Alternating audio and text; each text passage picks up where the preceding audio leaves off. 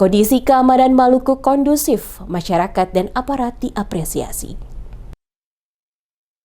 Situasi dan kondisi keamanan di Maluku, khususnya di Kota Ambon, terus menunjukkan suasana yang aman dan kondusif. Kondisi ini dinilai sebagai hasil dari sinergi seluruh elemen masyarakat bersama aparat keamanan, baik kepolisian maupun TNI, yang secara konsisten menjaga stabilitas daerah. Ketua Pengurus Pusat Pensiunan Gereja Protestan Maluku, Pendeta James Timisela, menegaskan bahwa terciptanya rasa aman merupakan kebutuhan mendasar yang memberikan dampak positif bagi kehidupan masyarakat. Menurutnya, keamanan yang kondusif memungkinkan seluruh rutinitas masyarakat dapat berjalan lancar tanpa hambatan. Menurut Timisela, situasi aman sangat dibutuhkan karena dengan kondisi yang kondusif, rutinitas masyarakat bisa berlangsung normal, ekonomi bergerak, dan pelayanan sosial dapat berjalan sebagaimana mestinya.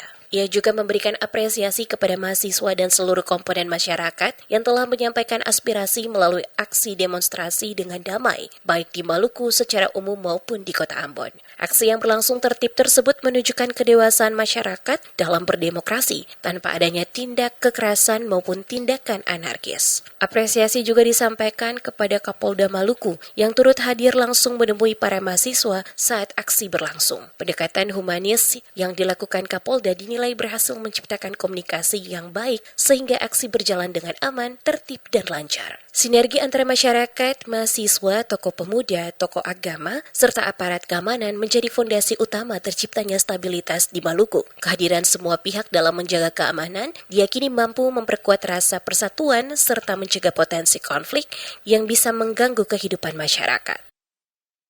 Jadi sebagai masyarakat, sebagai tokoh masyarakat, tokoh agama, kita memberi apresiasi kepada Pak Kapolda atas begitu besar perhatian. Dan pendekatan beliau itulah yang sebetulnya menjadi bagian dari ciptanya kondisi keamanan yang memungkinkan seluruh aktivitas kita bisa jalani dengan baik. Karena itu sebagai tokoh masyarakat, tokoh agama, tokoh pemuda, kita memberi sangat atensi, perhatian, dukungan kepada beliau.